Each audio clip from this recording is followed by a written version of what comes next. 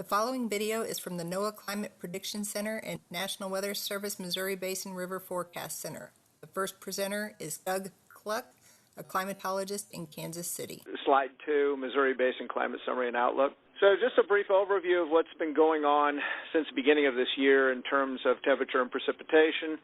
Departure from normal temperatures on the left there, wherever you see yellows, oranges, and reds, that's above normal. So most of the basin, as you can see, has been a little to a lot warmer than normal for the first more or less 3 months, last 90 days. A little cooler and a little cooler to the north and west, and maybe a little bit to the north up there, but really nothing too amazing other than relatively warm.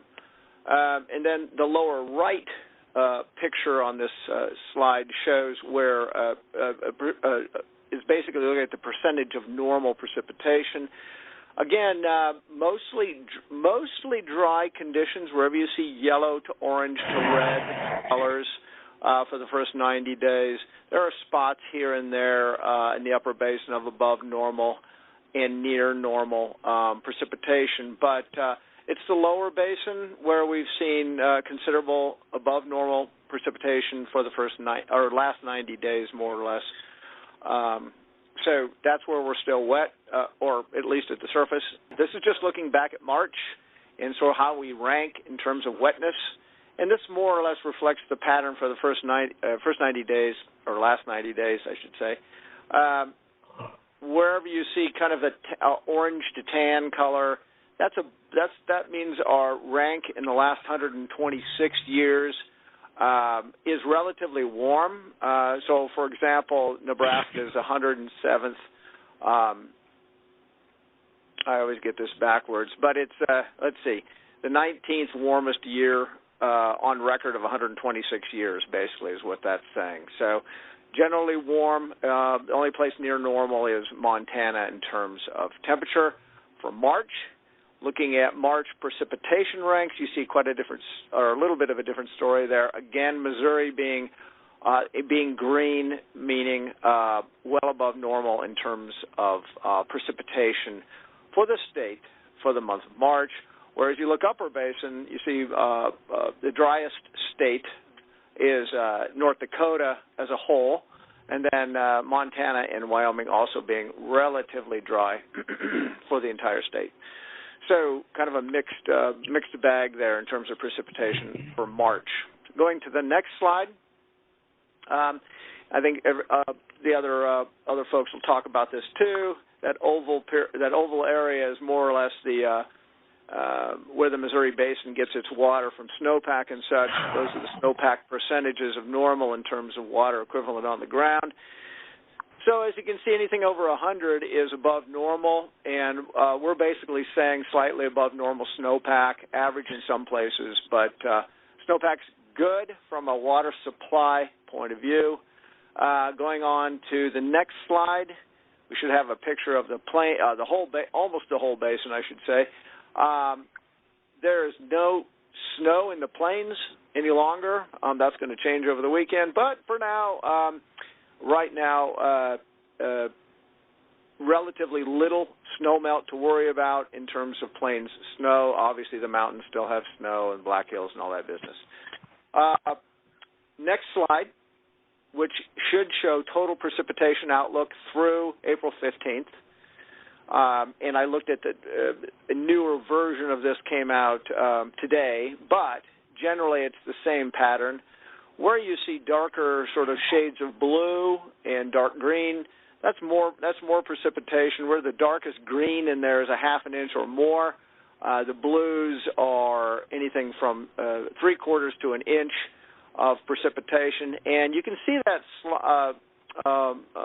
area between the Rockies into Nebraska, western South Dakota, into Iowa, all showing relatively wet conditions for the next 7 days, but nothing phenomenal like in the southeast part of the U.S., which could get 3 to 4 or more inches of rain over this period, this 1 week period.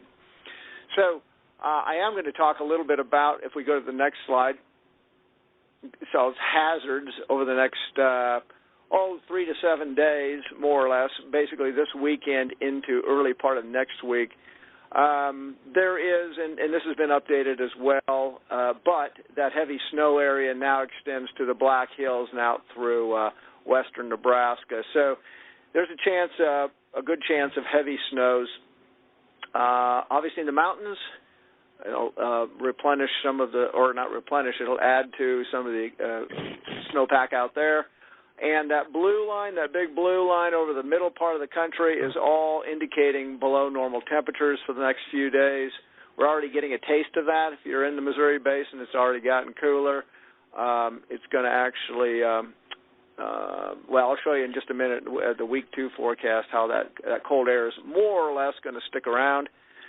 So big snows in the short term, and then here's the week 2, April 16th to the 22nd outlook, calling for a very high percentage chance of below normal temperatures for most of the nation, as a matter of fact. On the left, I won't go into the probabilities there, but the darker the shade, the higher the probability of below normal temperatures. Now, in terms of in terms of precipitation, wherever you see a sort of a tan or brownish color, that is a below normal. This is the image on the right part of the screen. Wherever you see that tan or orange, there's a below normal chance of precipitation or below normal precipitation for that area. So with all that cold air coming down, that usually indicates fairly dry air. You see a little bit of green into Wyoming. In Colorado, that indicates there's a slightly higher chance of above normal precipitation to that area. Most of that, especially in the higher elevations, is going to probably materialize as snow. So that's the week 2 outlook, and here are this is the hazards for week 2 as of yesterday afternoon. And again, all those blue lines sort of encircling each other. The middle blue line there shows where it's going. The highest probability of below normal temperatures are across the country. So we're looking next week, 16th to the 22nd, of being pretty chilly in this area. So not a big impact, I suppose, more or less on the rivers and such, but more of an impact on agriculture and our backyard gardens. So on we go. Now it should say April 2020 temperature and precipitation outlook. This was done at the end of March, this particular forecast, indicating below normal temperatures for the northwestern part of the country, upper basin, better chances for that, and actually conversely, better chances for above normal temperatures for the extreme lower basin for the entire month of April. This may or may not pan out the way things are going. It may be a lot more cool than what we forecasted back then. It also shows indications of above normal precipitation, all for most of the basin. But again, if we were to update this, it would probably be tweaked a little bit more to show the mountains and higher elevations getting maybe above normal precipitation for April.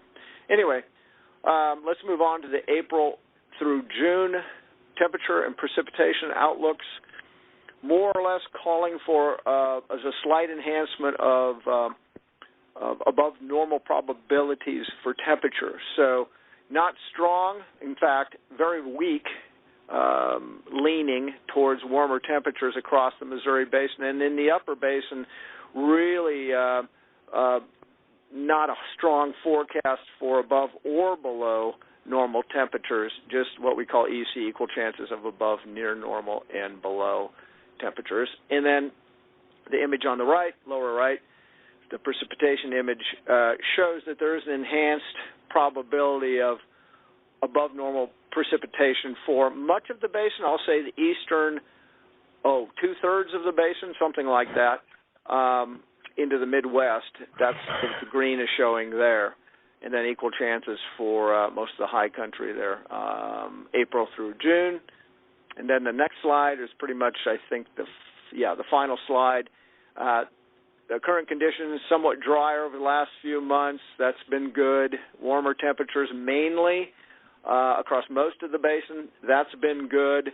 to get rid of some of the excess soil moisture. Not that it's gone. We still have enhanced soil moisture, something I think others will talk about later in this program. And then the outlook: temperatures cool next couple of weeks, then increased chances for above normal temperatures through the early summer. Excuse me. I'm going to actually, I didn't show the map, but I'll also say that into July, those pretty much the same pattern in terms of temperature being above normal, except for the northern reaches of the area. And then precipitation generally leans towards above normal for much of the basin, not all of it, but definitely the eastern half or two-thirds of the basin for sure. And I think that's all I have at the moment. I'll just make one quick plug. If you are interested in getting an update of conditions similar to this, but with a lot more on climate and agriculture and other sectors impacted, we do have a webinar scheduled for next Thursday at 1 p.m. And thank you to the Corps for providing information for that as well. If you're interested in that, send me an email, and I'll get you linked up. Thank you. Good afternoon, everyone. My name is Kevin Laue, and I'm with the National Weather Service Missouri Basin River Forecast Center in Kansas City. And I, too, wish to thank the Corps of Engineers for allowing us the opportunity to participate in today's call. As has been mentioned, snowpack conditions in the mountains can be generally categorized as normal to slightly above normal.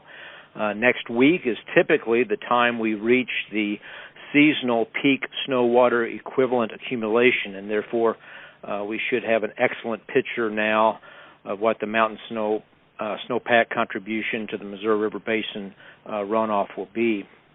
Last week, the National Weather Service issued its April water supply forecast for the mountains, and we do project a near normal mountain runoff for the 2020 season. The National Weather Service is projecting little to no significant river flooding from mountain snowmelt alone this year.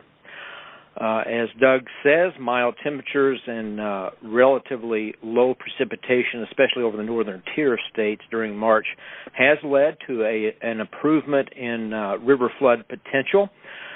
There, of course, remains no plains snowpack, and there remains no appreciable frozen ground conditions. Again, as Doug mentioned, a warm March, and for many areas, a dry March, has allowed some drying of the soils. However, soil moisture conditions still remain abnormally wet across most or much of the basin, and so there does still remain an enhanced risk for flooding, especially across the eastern third of the basin. The likelihood for flooding is increased anywhere from 10% to more than 50% greater than normal for much of the eastern portion of the basin. During the past 30 days, we have seen major flooding along the James River in South Dakota and minor flooding along the Vermilion River in South Dakota. We've experienced minor flooding within the Milk River Basin in Montana, including the Milk River itself. Both the Little Sioux and the Big Sioux Rivers in South Dakota and Iowa have seen minor to moderate level flooding over the past month, and numerous creeks and rivers across the state of Missouri have experienced minor to moderate flooding during March. The Missouri River itself has witnessed minor to moderate flooding in various reaches between Nebraska City, Nebraska, and the mouth at West. Looking ahead through the end of June, the National Weather Service projects moderate level flooding likely, again, in the Milk River Basin in Montana, moderate to major level flooding along the Big Sioux in South Dakota, moderate level flooding along the Vermilion in South Dakota, and primarily minor level flooding along the Little Sioux in Iowa. The Nishnabotna River in western Iowa is also expected to see flooding this spring. Minor to moderate level flooding is likely in the Big Blue River Basin in Nebraska and Kansas. Minor to moderate level flooding in the Merdocene-Osage River Basin, Kansas and Missouri. Minor to moderate level flooding in the Grand and the Sheraton Rivers in Missouri. And flooding is also likely along many of the smaller tributaries to the Missouri River within the state of Missouri as well. And thunderstorm activity is the primary driver for springtime and early summer flooding in the eastern third of the basin. The Missouri River itself is expected to see episodic, minor to moderate level flooding extending from Nebraska City to the mouth. Many of the levees along the Missouri River downstream of Gavin's Point have yet to be fully restored after last year's flood.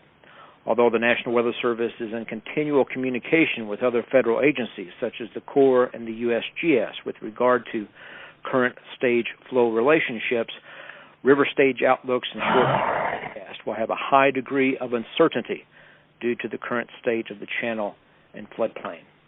Thank you, and this concludes the National Weather Service Flood Potential Brief.